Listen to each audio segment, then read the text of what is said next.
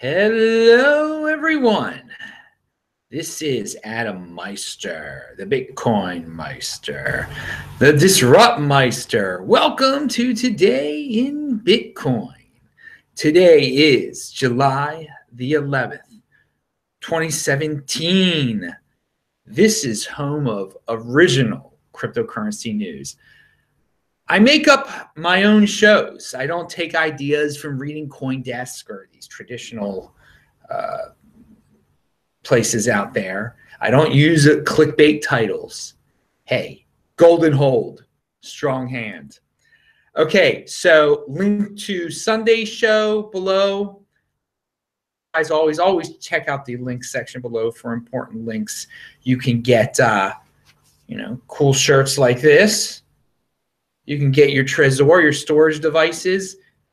Discount codes are below. Check out the link section below always. Hey, so let's jump right into it. Something that I forgot yesterday. I'm giving links to the great Moneytrigz and saying that he's ripping on Ethereum.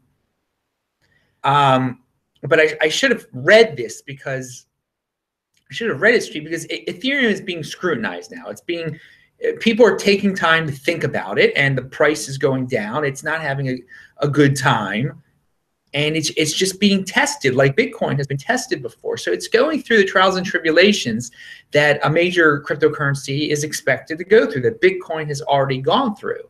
The people take for granted and say, oh, Bitcoin's dead. But here we go. Ethereum reached new lows. ICO Ethereum holders will start to panic soon. Pound Ethereum. All right. So yeah, so some of you are going to say, well, that's FUD, that's this, that's that. But there's something going on here. I mean, some of these ICO people are selling their Ethereum. Ethereum is clearly being scrutinized. Ethereum is clearly being sold. Ethereum trading volume is higher than Bitcoin right now. So, I mean, this is all natural stuff. I'm not trying to spread FUD. This is what is going on in Ethereum. It couldn't be roses and rainbows and unicorns forever and ever. If you want to have a legitimate cryptocurrency, people are going to have to study it, look at it. It's going to have bad days, and understand what it's really about. Is it really just an ICO, something that powers ICOs? And is that a good thing? Is it inflationary? Is it going to have a cap? These are all questions to think about. Is it bringing all the altcoins down right now? That's a great question, because the altcoin market is looking it's not looking good right now. The total cryptocurrency market capitalization is around 80 billion. It was around 110 billion recently. So money's pouring out of it. Bitcoin is clearly a safe haven. Bitcoin is dropping also, but not as fast as these other ones. And Ethereum is leading the way in the altcoin drop. So whatever. I mean, I'm just stating what's going on out there so people can get a better feel of things. So pound that like button. If you that's the slogan of the show, pound that like button. I don't even care if you pound it or not. I think it's a hilarious slogan. So a lot of people do. All right, and so Ethereum, again, it's being scrutinized. It was under $200. It got under 0.08 Bitcoin for a while. It was up to 0.1 Bitcoin. So there you go. That's what's going on. And it's funny because coins versus Bitcoin, it's broken down that way so often. And just think about how huge Bitcoin is. Just think about that for a moment, that it's got to be all the altcoins in the world versus Bitcoin when we're talking about comparisons sometimes. That's how Bitcoin is thought of. You never hear about, well, let's do, how's Litecoin doing versus all the other altcoins? I mean, have you heard about Ethereum versus all the other altcoins combined? Maybe you have with Ethereum. I don't know. Ethereum, I mean, I'm trying to give you the perspective that, yeah, Ethereum is moving up in the category of like super duper legitimate cryptocurrency. I mean, there's no doubt about it. It's the #2 cryptocurrency. There's no doubt about it, but it's gonna be looked at real hard here. You gotta be, if you're an Ethereum fan, get a a strong backbone, I guess, and just be ready for people to insult you constantly. Again, but it's not a war or whatever. If you believe in Ethereum, if you think it's the future, hold your Ethereum till 2020. Be my guest. Again, I'm a strong-hand, long-term Bitcoin guy that thinks in the long run it's just simple and easy and best just to hold your Bitcoin. And we're going to get into some examples of that a little bit later here in the show. Again, Bitcoin is just in a different realm. It's just in a different realm when you compare it to all the other altcoins combined. Maybe Ethereum will enter a similar realm eventually. All right, so Toward the Meester, the great one, who has been on this show before, and he explains why Bitcoin holds its own during times like these.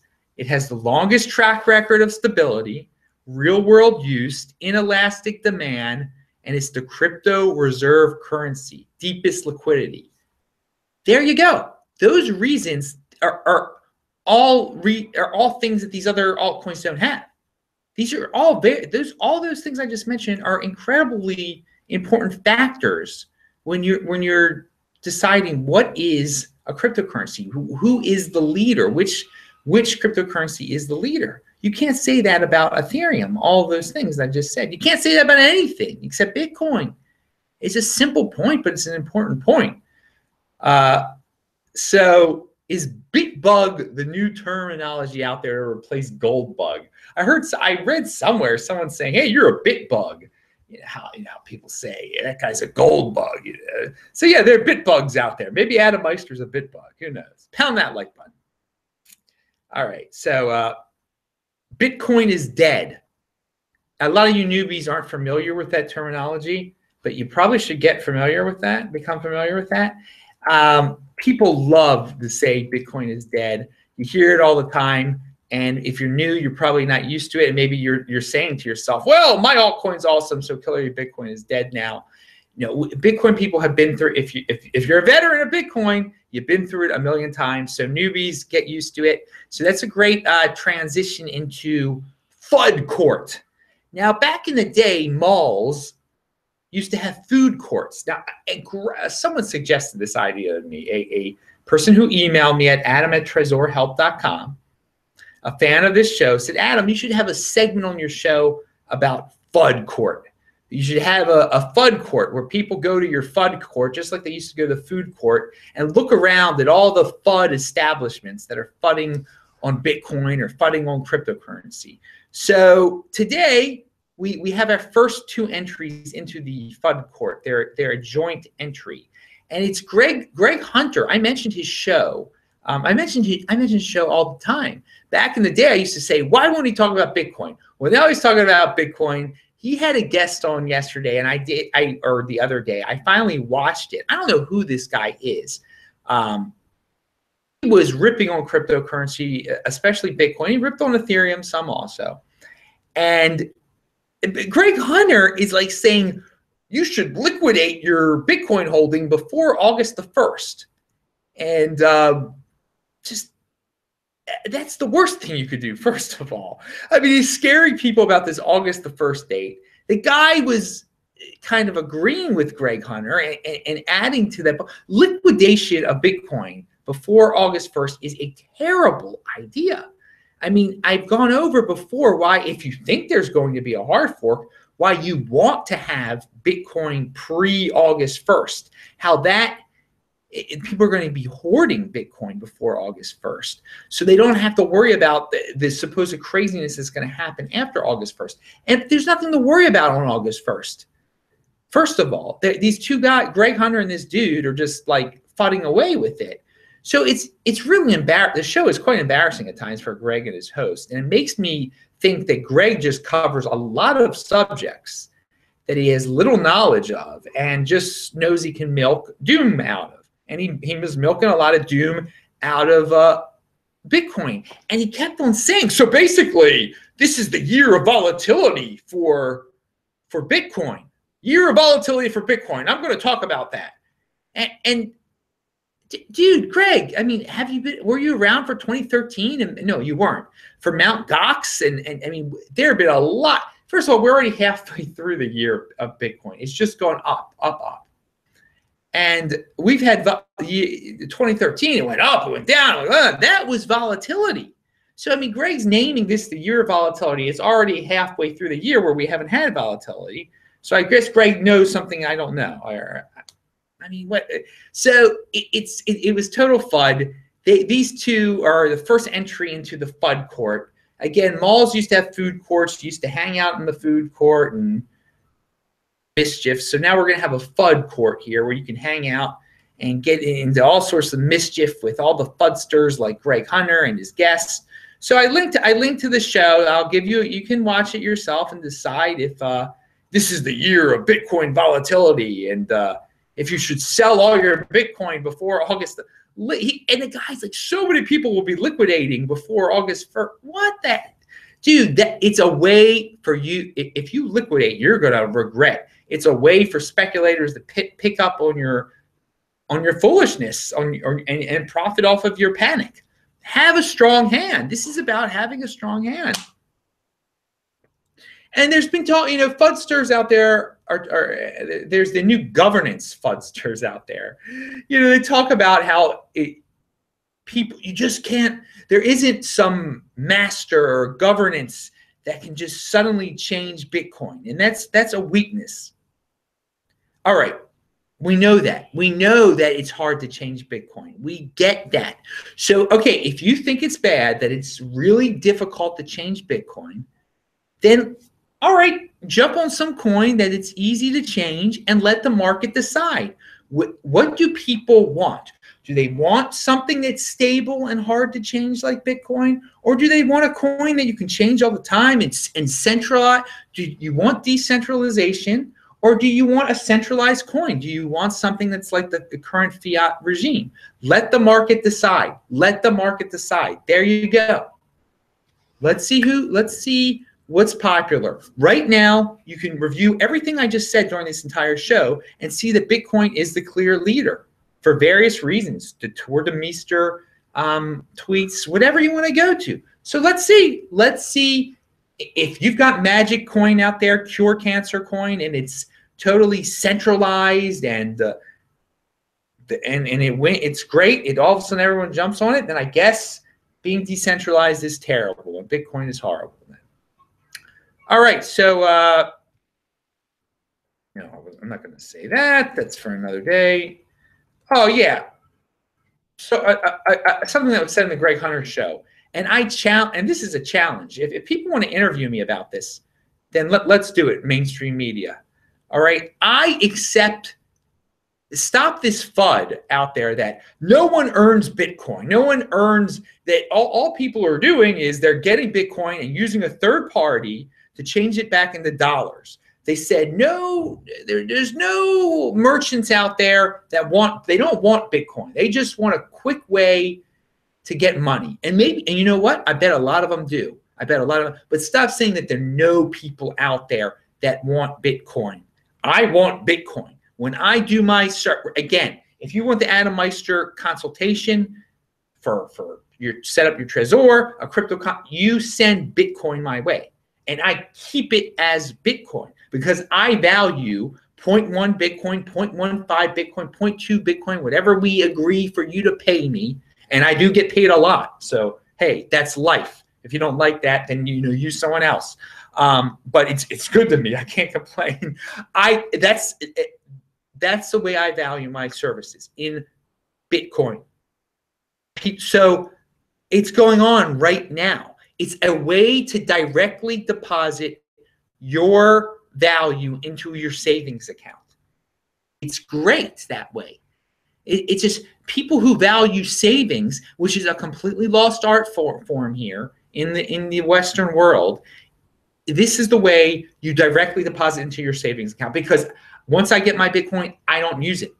That's it. It's into savings. That's what Bitcoin should be thought of as part of your savings, as a savings account.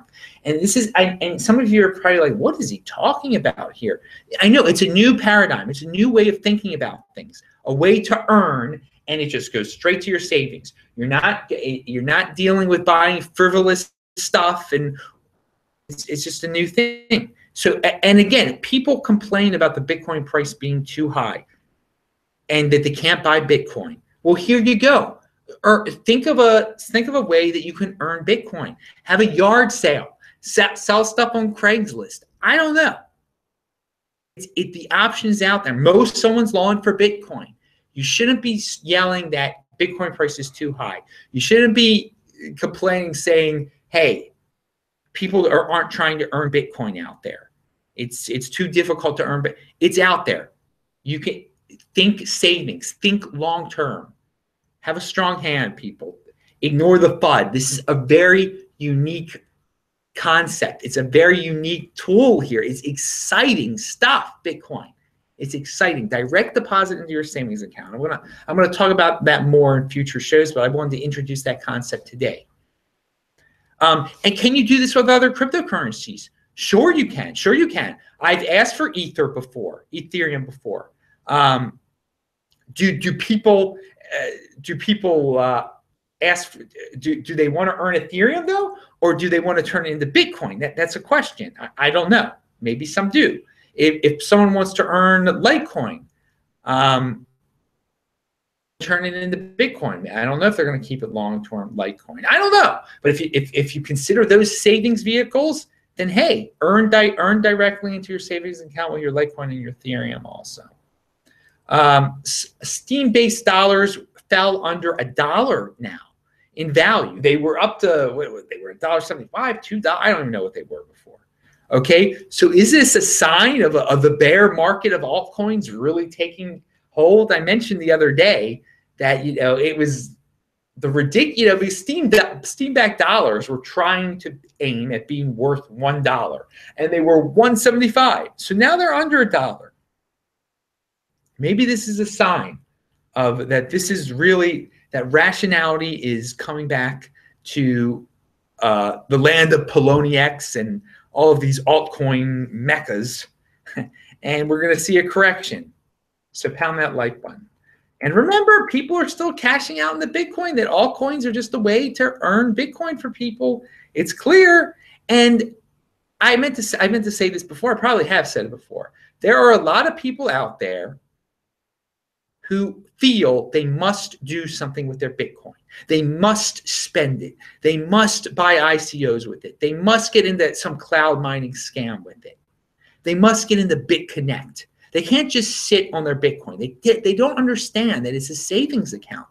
And here's a lesson that Tordemeester retweeted. There was a guy who had 7,000 Bitcoin back in the day, and he whittled that away down to 400 Bitcoin, which means he's a millionaire now still. But what could have he been? I mean, 7,000 Bitcoin, but he traded it away. He invested it in scams. Look what you're going to lose 90% of your Bitcoin if you think you need to do something with it. Buy and hold. Just hold, people, or you're going to end up losing. This guy is a real life example of why you should hold. So I linked to that tweet. There's Mark Karpeles admits operating Willybot. There's a tweet to that too. He calls it an obligation exchange, but says it was good for the company, so it's not illegal. So Mark Karpeles was part of Mt. Gox. He was the guy behind Mt. Gox. That was a huge crash, caused a huge crash in Bitcoin because someone stole all the Bitcoin, or a lot of the Bitcoin, from Mt. Gox. This is from 2013. Again, this is why you don't keep your Bitcoin on an exchange. But it's really interesting that he admits this. He's calling it by a different name, but this Willybot thing was part of the reason that on Mt. Gox, the price of Bitcoin was just being inflated, and the price of Bitcoin went up to $1,200. And a lot of people forget about this situation, that was a huge reason why Bitcoin was the price was so high. People were like, it was because of Cyprus. No, it was because of lies like that, manipulation. That he had something just buying it up, a bot. So it's nice that he's admitting that now that's coming out. He's on trial. I guess that's what's going on. I don't really care about the trial that much. I care about that aspect of it. So that I found that to be very interesting. And finally, I linked to a link below that shows you where I'm staying here in Perth. I'm having a lovely time in Perth, Australia. I have to get back to all the Bitcoin people here that I owe emails to, which is a lot now. I'm sorry, I'm still behind. But it's the Perth City Apartment Hotel. It's part apartments, part hotel. I'm in the apartment aspect of it. I got my own kitchen. You can see pictures if you're curious about it. I got this place through Airbnb. It's my own place, my own 1-bedroom. It's quite comfortable. It's quite nice. Brick walls, whatever. I'm Adam Meister, the Bitcoin Meister, the Disrupt Meister. Remember to subscribe to this channel, like this video, share this video. Do check out the notes section below. Pound that like button. I post a new video here every day. So I hope you all enjoy this today. I will briefly check out the chat and say hello. Bye-bye.